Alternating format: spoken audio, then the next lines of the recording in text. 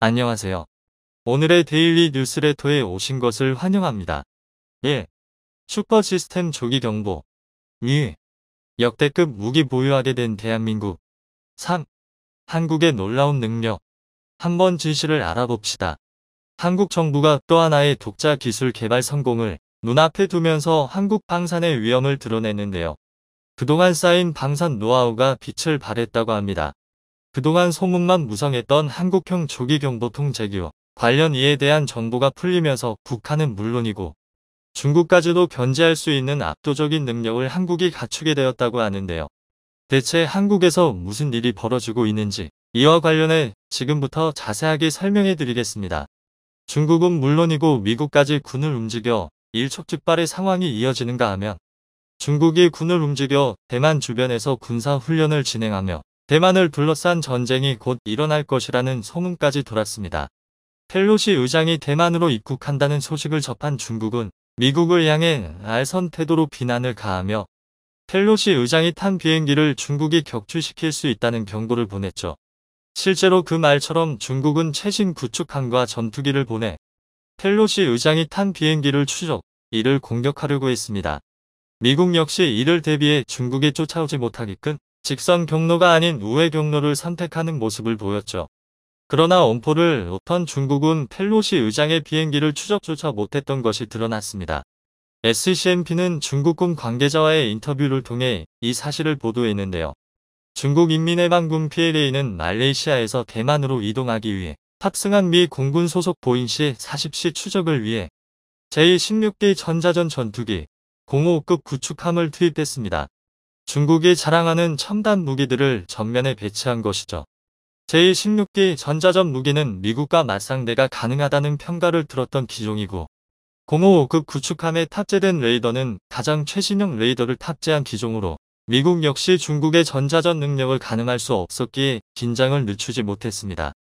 미국 역시 항공모함과 전자전 장비를 동원해 중국에서 준비한 추적 장비를 못쓰게 만들었다고 합니다. 그러나 중국도 만만치 않은 준비를 했기에 상당한 전자전이 상호간 이뤄질 것이라고 판단했죠. 그러나 막상 전자전이 시작되자 중국이 자랑하는 레이더는 아무런 기능을 하지 못했다고 합니다. 미국이 준비한 전파 방해에 속절없이 장비가 망가졌다고 하죠. 중국과 미국 사이에 전례 없는 정찰 및 정보전이라고 평가한 공군 분야 군사 전문가 허위한밍은 이번 펠로시 의장 추적에서 중국은 솔직히 완패라는 이야기를 남기며 중국 측 전력이 미국에 모자라다는 평가를 남겼습니다. 중국 싱크탱크인 남중국해 전략태세감시계획은 이번 펠로시 의장 방문을 통해 미국이 보유한 E-3 공중조 기경보기의 위력을 여실히 체감할 수 있었다고 바라보며 조기 경보기의 중요성을 강조했다고 합니다. 사실 중국도 KJ-2000이라는 조기 경보 통제기를 보냈다고 하는데요. 그러나 완벽하게 미국의 E-3 센트리 조기 경보 통제기에 당한 것이죠.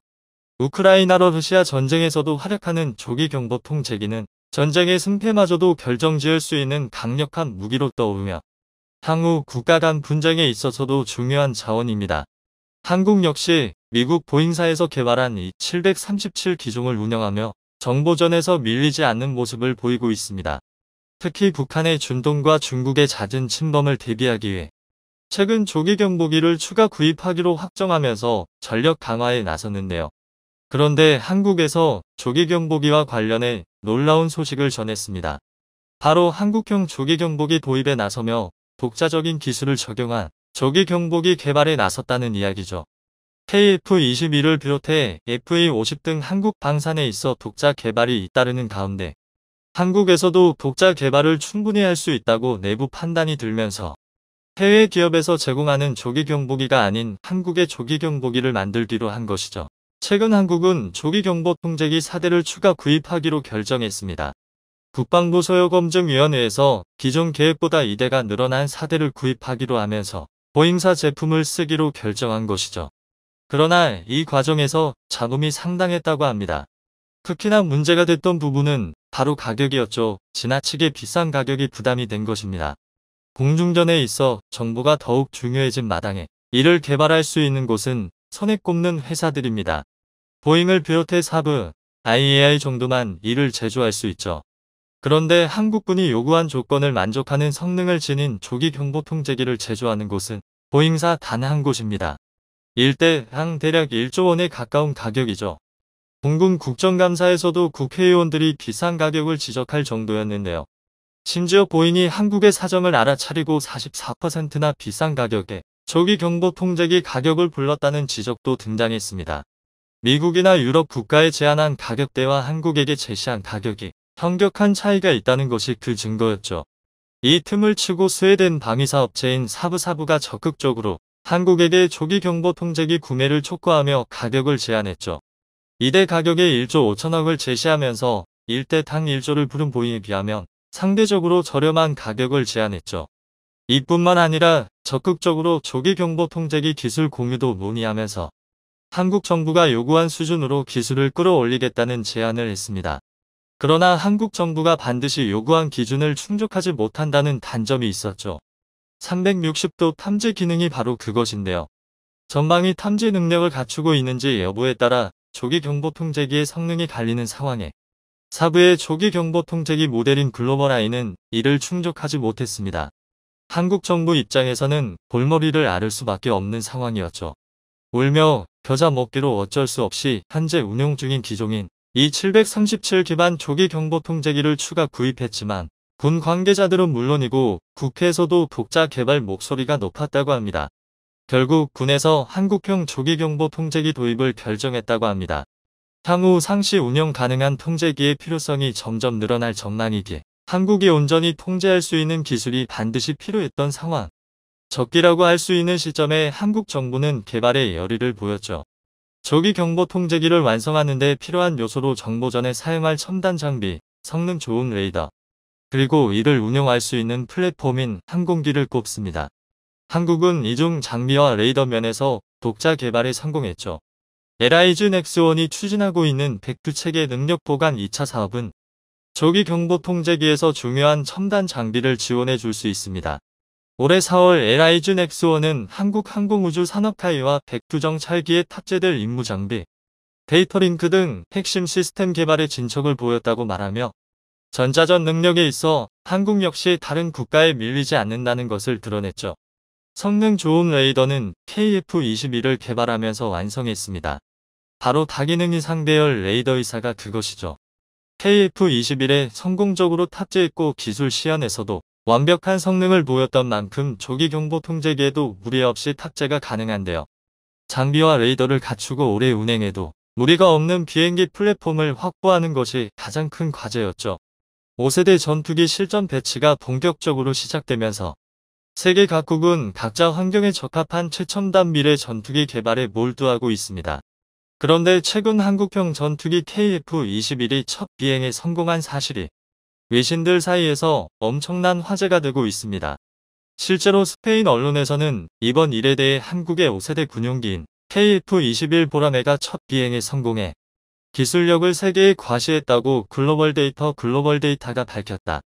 라고 전하며 한국의 기술력은 한국항공우주산업타이 도면에서 첫 비행까지 전투기 설계를 놀라운 속도로 진행한 점에서 가장 분명하다. 5세대 전투기 개발을 위한 투자는 한국처럼 되고 싶어하는 우방 국가에 KF-21을 판매하는 데 도움이 될 것이다. 라며 찬사를 보냈습니다. 이로써 대한민국은 세계에서 8번째로 초음속 전투기를 독자적으로 개발한 나라가 되었고 KF-21은 2026년까지 2000회 이상의 시험 비행을 완료한 후 생산을 시작할 예정이며 2032년까지 그중 120대가 한국 영공을 지킬 것으로 예상되는데요. 이번 소식이 일본에 전해지자 열도 전체가 뒤집어졌습니다. 그들이 좌절한 이유와 앞으로의 전망에 대해 알아보겠습니다.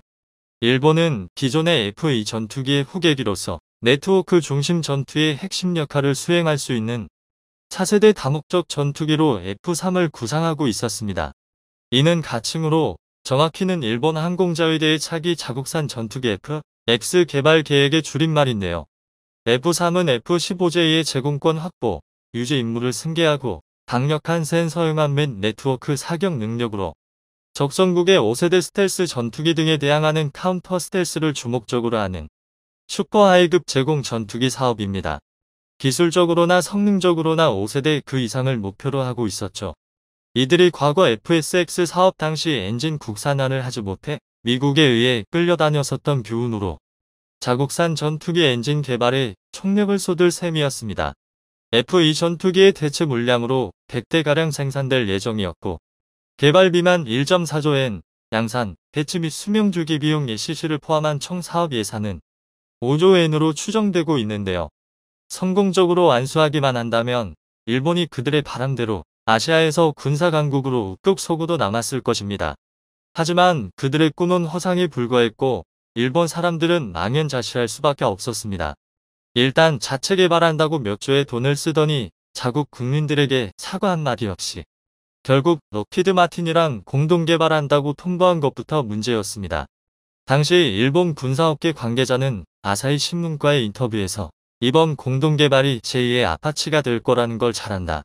미국은 공동 개발할 때 한 번도 핵심 기술을 알려주지 않는다. 엔진룸은 열어볼 수도 없다. 그리고 일본 현지 조립 단가도 최종적으로는 몇 배는 오른다. 우린 미국의 손에서 놀아날 것이라고 토로했습니다. 애초에 F2 전투기의 후속 모델로 F3 개발에 투자를 늘리며 적극적으로 6세대 전투기를 완성하기 위해 미쓰비시 중공업, 록히드 마틴에 함께 F-22와 F-35 스텔스 전투기의 기술적 하이브리드를 원했지만 막대한 예산과 미국의 완전한 기술 이전은 현실적으로 어렵다는 관측이 압도적입니다. 애초에 F-3은 시작부터 그저 일본 특유의 겉모습만 포장하는 것에 지나지 않았다는 것이 잘 나타나는 맹점이 두 개 존재합니다. 미국 국방 및 국제정치 전문 매체 내셔널 인터레스트에 따르면 그 첫 번째 이유는 6세대 전투기를 운운하기에는 5세대 전투기조차 제대로 보급이 되지 않고 있다는 점입니다. 단계적으로 진행되어도 제대로 실현이 될까 말까한 6세대 전투기 프로젝트가 제대로 된 5세대 전투기조차 만들지 못하는 나라에서 가능하냐는 의문이 든다는 것인데요. 두 번째로는 6세대 전투기에 적용될 기술들은 아직 검증되었다고 말하기에는 너무 이른 단계라는 것입니다. 1993년부터 컨셉이 잡히기 시작한 F-35가 실제로 운영되기까지 얼마나 시간이 걸렸을까요? 무려 26년입니다. 그럼에도 불구하고 F-35에는 해결해야 할 기술적인 문제점들이 아직도 많습니다. 사실상 일본이 F-3이 한국의 KF-21처럼 자체 개발이라는 타이틀을 달고 나오는 것은 힘들다는 관측이 압도적입니다. 이에 일본은 자체적인 능력의 한계를 느끼고 FX 사업을 영국의 템페스트 사업과 아예 합치기로 결정했는데요. 실제로 7월 14일 로이터 통신은 일본의 FX 사업이 영국의 템페스트 사업과 한 개의 단일 프로젝트로 합쳐질 것이며 연말까지 합의될 예정이라고 독점 보도했습니다. 다시 말해 일본의 계획이 완전히 엎어졌다고 봐도 되는 상황에 한국에 이번 소식을 전해들은 일본인들은 겉만 번지르르 했던 자국의 실태에 대한 실망감이 이루 말할 수 없었습니다. 이 때문에 그들은 일본 군사 전문가가 이번 상황에 대해 분석한 글의 댓글창에서 뜬금없이 한국을 비난하며 그 회포를 풀고 있습니다. 한국 최초의 국산 전투기 KF-21의 전략적 겸손이란? 이라는 제목의 글의 대략적인 내용입니다. 2022년 7월 19일 첫 비행에 성공한 한국 카이의 신형 전투기 KF-21 보람에는 아시아에서는 중국에 이어 두 번째 국가가 되는 실용 스텔스기로 한국에 있어서는 최초로 전투기용부터 개발한 기념해야 할 기체입니다. 이 기계에 대해서는 성능도 성능이지만 다양한 점에서 일본이 주목해야 하는 포인트가 있다고 생각됩니다. 그 대표적인 점은 제조사인 카이 스스로가 KF-21을 최신 세대기로 내놓지 않은 점입니다. 애초에 일본보다 먼저 실용 스텔스 전투기를 완성시킨 한국은 이전부터 군용기의 개발에 정진하고 있었습니다. 프로펠러 연습기의 KT-1을 1993년에 첫 비행시키고 2002년에 첫 비행한 연습기 T-50은 경공격형의 FE-50도 포함해 필리핀, 이라크 등 4개국에 수출한 실적을 보유하고 있습니다. 그리고 이번에 처음 비행한 KF-21에 대해 카이는 성능면에서 전투기의 세대 구분을 성능에 플러스 알파가 있다고 하면서도 제4.5세대라고 칭하며 보잉 FA-18F 축포넷과 유로파이터 타이푼과 같은 4.5세대 전투기와 F-21 래터, F-35 라이트닝 II와 같은 제5세대 전투기 사이의 능력을 가진다고 설명하고 있습니다. KF-21을 4.5세대로 정의하는 것은 웨폰베이를 사용하지 않아서일 수 있습니다. 다만 한국이 KF-21을 이렇게 겸손하게 표현하는 데는 성능 이외의 목적이 있을 겁니다.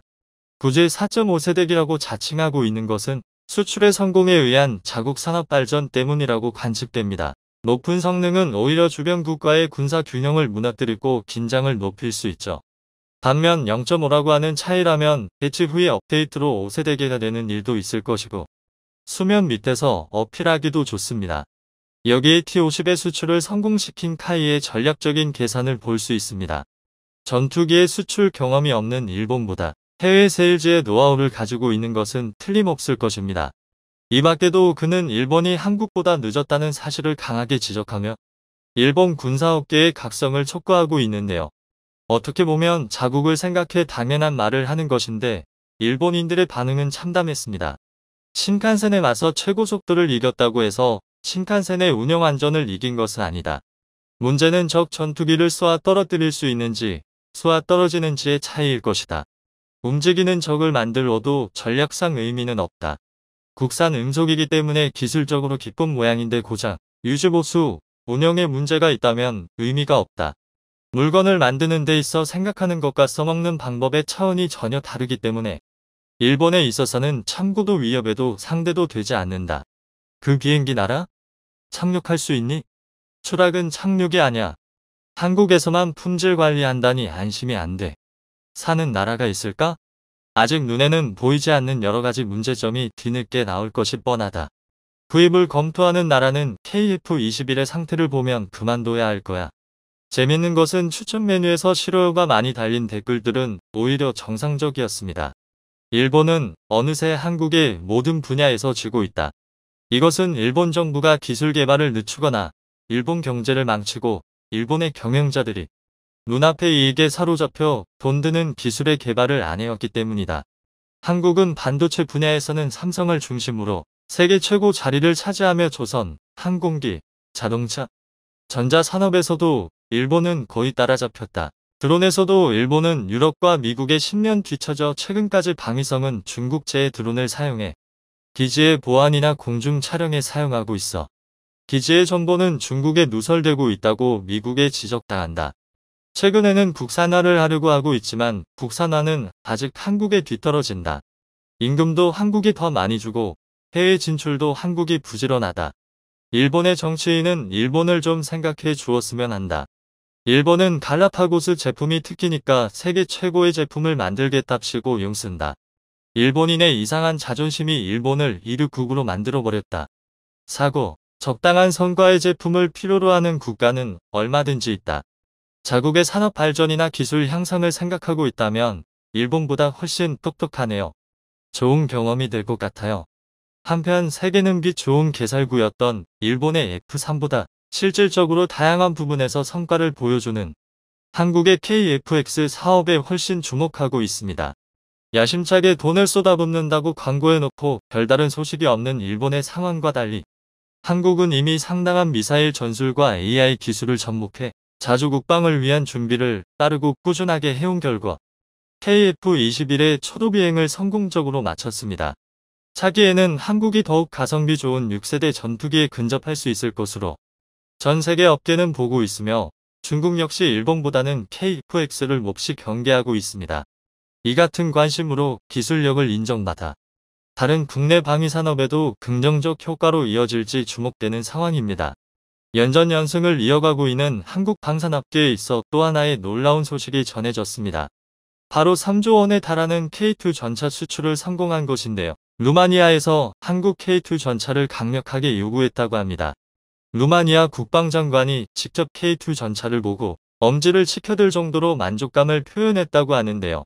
승승장구하는 한국 방산이 이룬 업적과 현재 진행형인 인기에 대해 지금부터 자세하게 설명해 드리겠습니다. 성황리에 행사를 마친 대한민국 방위산업청 DX 코리아, 그 어느 때보다도 화려한 개막식은 물론이고 국내외를 막론하고 한국 무기에 대해 관심이 높은 가운데 전세계 군사 관계자들의 눈이 한국으로 집중했습니다. 무기 수입이 다급한 일부 해외 군 관계자들은 직접 산업전의 모습을 드러내며 한국 무기를 직접 눈에 담고자 열심히 행사장을 돌아다니는 모습을 보였는데요. 슬로바키아는 물론이고 폴란드 관계자들도 모습을 보였습니다. 그 중에서도 루마니아 국방부 장관은 깊은 관심을 보였는데요. 그가 특히 눈길을 준 한국 무기는 바로 K2 전차였습니다. K2를 생산하는 현대로템부스의 직접 모습을 드러내며 꼼꼼하게 모든 부분을 관찰했다고 하죠. 바실레 등쿠 루마니아 국방부 장관은 K2 전차 설명을 듣고 실물을 직접 다 만져본 이후에 침묵에 잠겼다고 합니다. 그리고 이내 엄지를 치켜들며 만족했다고 하는데요. 놀랍게도 바실레 등쿠 장관은 며칠 후 깜짝 놀랄 만한 발표를 하게 됩니다. K2 전차 도입을 위한 추진 의향서를 한국과 작성한 것인데요. 한국 고위급 회담을 연 루마니아 국방부 장관은 날이 갈수록 위태로운 국제 상황에 한국의 도움이 필요하다고 요청했습니다. 특히나 루마니아 국경지대를 위협하며 러시아 군대가 모습을 드러내는 한편 대규모 동원령까지 내린 러시아가 다른 국가까지 침범할 수 있다는 메시지를 전했기 때문에 루마니아 입장에서는 강력한 무기가 필요한 상황. 그런 와중에 국가인 폴란드가 한국 무기를 급하게 구매하면서 루마니아는 한국 무기 도입을 진지하게 고려했습니다. 그는 강력한 한국 무기만 있으면 러시아를 물리칠 수 있다고 생각했죠. 약 3조 원에 달하는 방산 무기 계약에 대해 적극적으로 나선 루마니아는 K2 전차 외에도 K9 자주포에 대해서 관심을 보였다고 하는데요. 되도록이면 한국 무기 패키지 딜을 하고 싶다는 의사를 보이며 폴란드와 비슷한 형태로 계약이 진행 중인 것이 알려졌습니다. 한국 무기에 대한 대단한 신뢰를 보인 것이라 할 수 있는데요.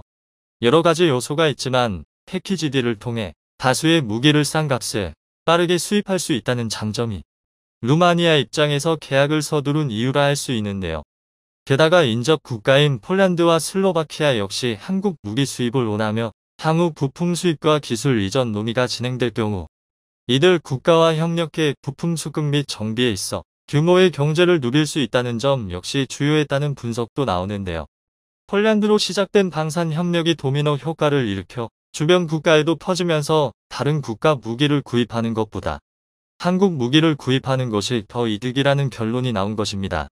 현재 생산 공장 및 협력에 있어서 같은 무기 체계를 공유하는 국가들일 경우 부지 선정에 있어서 여러 곳을 염두하고 공장 설립을 추진할 수 있게 한국 방산기업들 입장에서도 더욱 유리한 조건이 아닐 수 없습니다. 이후 국가인 독일 레오파르트 전차 도입을 생각해도 됐지만 루마니아 입장에서 한국 무기를 선택한 것은 바로 빠른 생산에 있는데요. 현재 동원령을 내리며 빠른 수의 군인 확충을 목표로 한 러시아가 무슨 짓을 저지를 수 있을지 모르기 때문에 루마니아 입장에서는 전차 수입을 마냥 기다릴 수 없는 상황입니다. 그렇기에 가성비 면에서 전세계 최고를 자랑하고 납기일 완벽 준수와 기술 이전에 있어 완벽한 이전을 자랑하는 대한민국 무기를 루마니아 입장에서는 거부할 이유가 없던 것이죠. 하지만 모든 조건이 완벽해 보인 K2 전차 도입에 있어 루마니아는 상당한 고민을 해야 했다고 합니다. 특히 기존 전차들이 소련제라는 점이 큰 고민이었다고 하죠. 루마니아의 현재 주력 전차는 구소련 시절 제작된 T-55AM 전차입니다. 1세대 전차인 이 전차는 소련을 포함해 동유럽권에서는 베스트셀러 제품으로 큰 인기를 누린 제품입니다.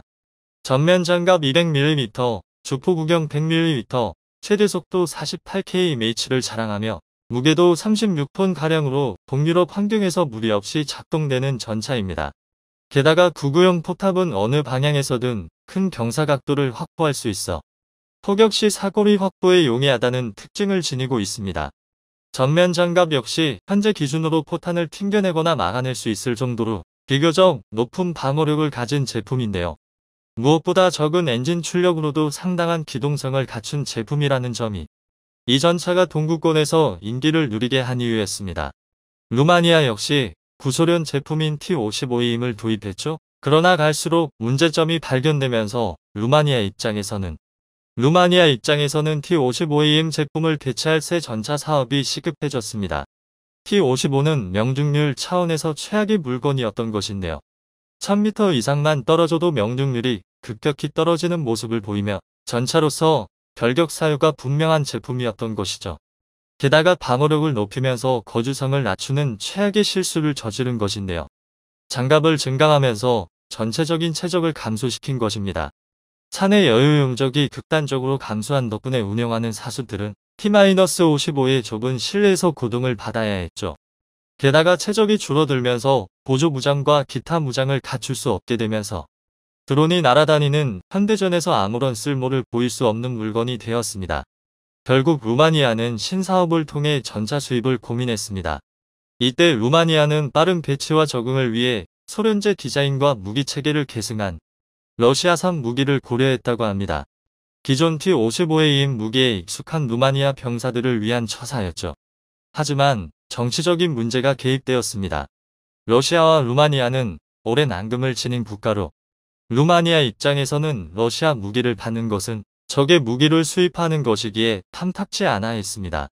과거 루마니아 왕국의 영토였던 몰도바를 러시아 제국이 강제로 병합해 몰도바가 루마니아로부터 떨어져 나갔던 적이 있습니다. 이 사실에 항상 분노한 루마니아인들은 러시아를 경원시했는데요. 무기 도입에 있어서도 이는 마찬가지였습니다. 아무리 급하다고 해도 러시아 무기는 받지 말자는 의견이 있었기에 루마니아는 결국 사업 방향을 다른 곳으로 들게 됩니다. 가장 먼저 고려한 대안은 독일이었죠. 그러나 독일 전차는 성능은 확실한 반면 너무나도 늦게 나오고 비쌀 뿐더러 시설 및 부품 이전에 대해 악명이 높았습니다. 결국 루마니아는 독일 전차를 포기해야 했는데요. 그 순간 운명처럼 찾아온 국가가 바로 대한민국이었다고 합니다. 너무나도 루마니아 조건에 딱 들어맞는 조건을 갖춘 대한민국의 루마니아는 계약을 거절할 이유가 없었죠. 폴란드의 K2 전차 납품을 위해 일정을 서두르고 있던 현대로템은 루마니아 계약 체결까지 이어지면서 더욱 바쁜 나날을 보내며 일정 맞추는 일이 시급해졌습니다. 폴란드가 1차 물량 시기를 앞당기자고 제안하며 빠른 전차 수입을 원하는 한편 루마니아도 폴란드 이전과 더불어 루마니아도 빠른 물량을 받을 수 있게 조치해 달라는 부탁을 하면서 현대로템을 향해 끊임없이 구애하는 상황. 덕분에 현대로템은 일손이 부족해 세 자릿수 규모의 특별 채용은 물론 경력직과 신규 직원 채용에 나서는 모습을 보였습니다. 올해 상반기 250명 채용에 이어 하반기에도 엄청난 채용을 계획하는 등 일손을 충당하기 위해 인력 모집에 열을 올리고 있죠. 그러나 현재 충원되는 인력만으로 감당하기 어려울 전망인데요. 이미 슬로바키아에서도 K2 전차에 대한 논의가 있는 한편 리투아니아에서도 빌리우스 세메스카 국방부 차관이 신범철 국방부 차관과 만난 자리에서 방산 수입 논의를 했다고 합니다. 한국 육군의 대규모 기동 화력 시험에 참여했던 그는 실제 훈련에서 보여준 한국군의 화력에 깊은 감명을 받았다고 하고 양국 사이의 방산 협력 강화를 위한 구체적인 논의를 했다고 합니다. 여기서도 마찬가지로 한국 K2 전차를 언급했다고 하는데요. 파키스탄과 사우디아라비아 등 중동 지역 국가들에서도 K2 전차를 탐냈다는 이야기가 나오고 있습니다. 그 중에서도 가장 구체적인 수량 논의까지 나오고 있는 곳이 이집트로 알려져 있는데요. 이미 작년 2021년 이집트 방산 전시회 기간에 K9 자주포는 물론 K2 전차에 관해 공동 생산과 기술 협의에 대해 논의하면서 한국 전차 수입에 굉장한 열의를 보여준 바 있었는데요. 엘디바 원전 사업과 관련 이집트가 성의를 보여주면서 한국 역시 이집트에게 큰 선물을 할 것이라는 분석이 지배적입니다. 특히 이집트 항구 건설 및 각종 건설 사업에 한국에 잇따라 수주를 성공하는 성과를 거두는 등 이집트 한국 관계가 공고한 상황. 현재 수준으로는 턱도 없을 정도로 K2 전차 수출에 있어 한국이 부하가 걸리지 않을까 걱정될 정도인데요. 땀을 흘리며 뒤에서 고생하신 한국 엔지니어의 노고에 감사하며 전 세계가 탐을 내는 한국 전차의 위엄에 박수를 보냅니다. 영상이 도움이 되셨다면 구독과 좋아요 부탁드리며 오늘도 감사합니다. 최고로 멋진 하루 보내시길 바랄게요.